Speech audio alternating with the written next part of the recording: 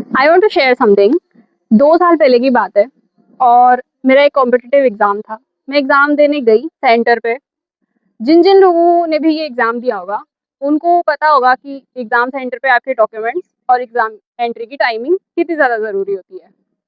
तो जब मैं पहुंची ऑल गुड ऑलरेडी, और एंट्री के 5 मिनट पहले, 5 से 7 मिनट पहले आई रियलाइज कि मेरा आधार कार्ड खो गया है, मेरी आईडी गुम गई है। इस सिचुएशन में जनरली लोग पैनिक करते हैं, करेंगे भी कि शायद एंट्री नहीं देंगे। हमने बहुत सारे ऐसे इंसिडेंट्स देखे भी हैं जहाँ पे कई सारे बच्चों को एंट्री नहीं मिलती है।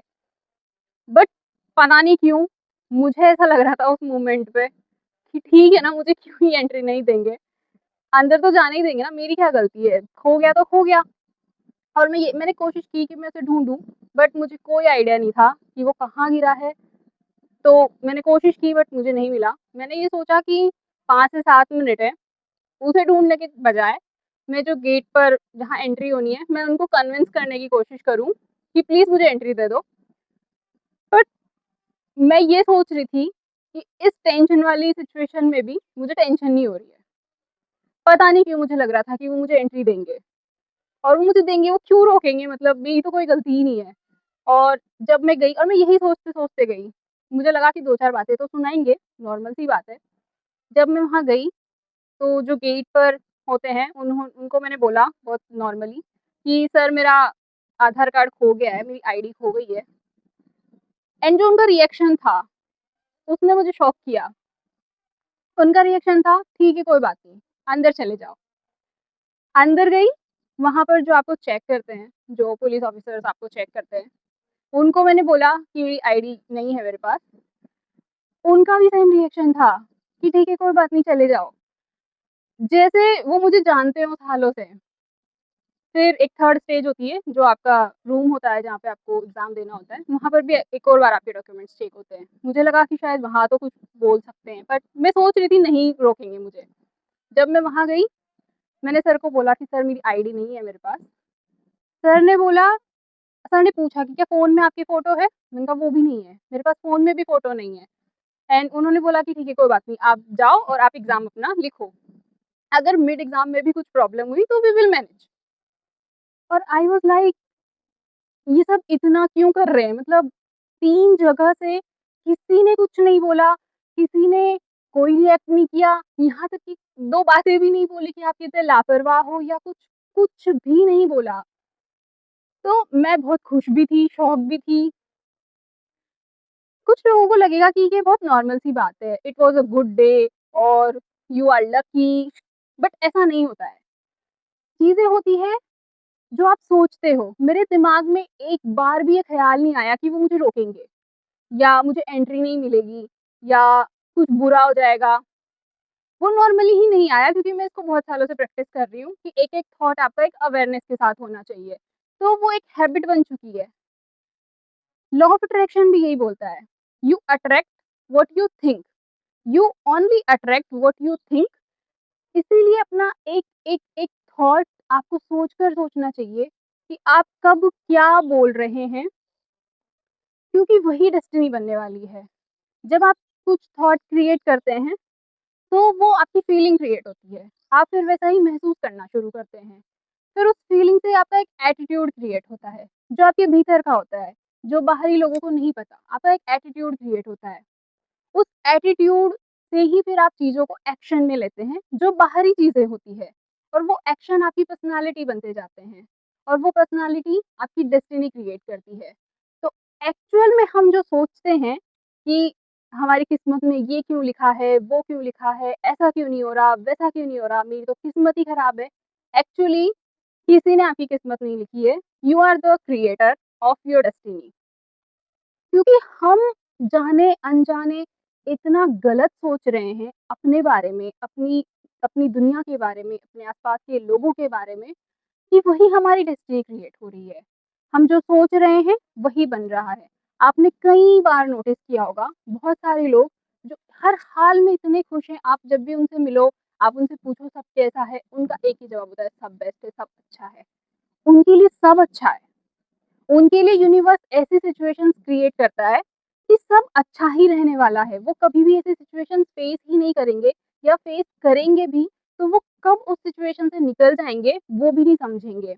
और कुछ लोग जो बहुत हर सिचुएशन, हर सब कुछ अच्छा होते हुए भी ऐसे रिएक्ट करते हैं, हाँ ठीक है ना, ये तो है बट वो नहीं है, या ठीक है वो नहीं वैसा होना चाहिए था, या मेरी तो किस्मत खराब है, ये चीज़ ऐसे नहीं ऐसे क्यों हो गई?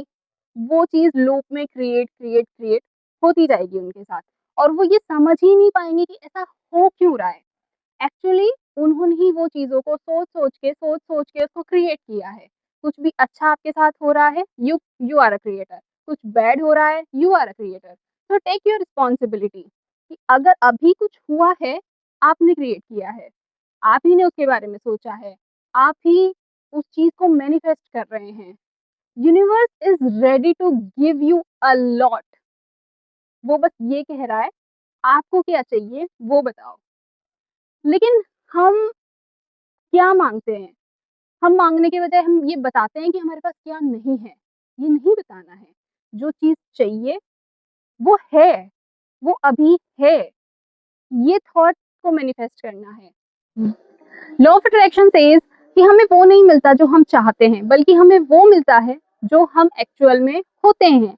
और हम क्या होते हैं? जो हमारे बिलीफ सिस्टम होते हैं, जो हम बार-बार लूप में जिस चीज़ों के बारे में सोचते हैं, हम वही बन जाते हैं और फिर वही चीज़ें अट्रैक्ट होती है, क्योंकि यूनिवर्स नहीं को नहीं सुनता है। आप उसे ये मत बताओ कि आपको क्या नहीं चाहिए, आप उसे ये बताओ कि आपको क्या चाहिए या आप क्या हो, अभी क्या हो। If I want to be a good person, then I have to say again and again that I am a good person.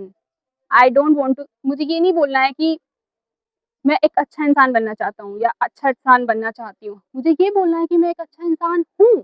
तब वो चीज़ें लूप में क्रिएट होंगी, वो आपकी पर्सनैलिटी बनेगी, आपका बिलीफ सिस्टम बनेगा एंड देन वो ही रियल प्रैक्टिकल लाइफ में होने वाला है। आपने प्लेसिबो इफेक्ट के बारे में भी सुना होगा, जहाँ पर कुछ पेशेंट्स को शुगर की मीठी गोली दी गई और ये बोलकर कि ये उनकी बीमारी की गोली है और वो स्वस्थ हो गए, क्योंकि वो उनका बिलीव सिस्टम था कि उसको खाने से वो स्वस्थ हो जाएंगे। और कुछ लोगों को जेन्युइन गोली दी गई, लेकिन उनको बताया गया कि एक नॉर्मल मीठी गोली है और वो ठीक नहीं हुए। It's all your belief system कि आप क्या सोच रहे हैं, वही हकीकत होने वाला है। हमने अब तक अनअवेयर होकर बहुत कुछ गलत सोचा है, बहुत कुछ नेगेटिव सोचा है, जो हमें लगता भी नहीं है कि वो नेगेटिव है, लेकिन हम वही अट्रैक्ट कर रहे हैं। This is called law of attraction.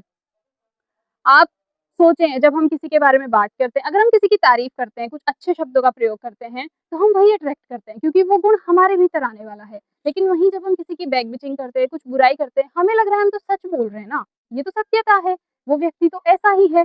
लेकिन हो सकता है वो व्यक्ति वैसा हो, लेकिन हम जो गुणों के बारे में बखान कर रहे हैं ना, हम उन्हें कंज़्यूम कर रहे हैं और एट द एंड वो चीज़ हम बनने वाले हैं।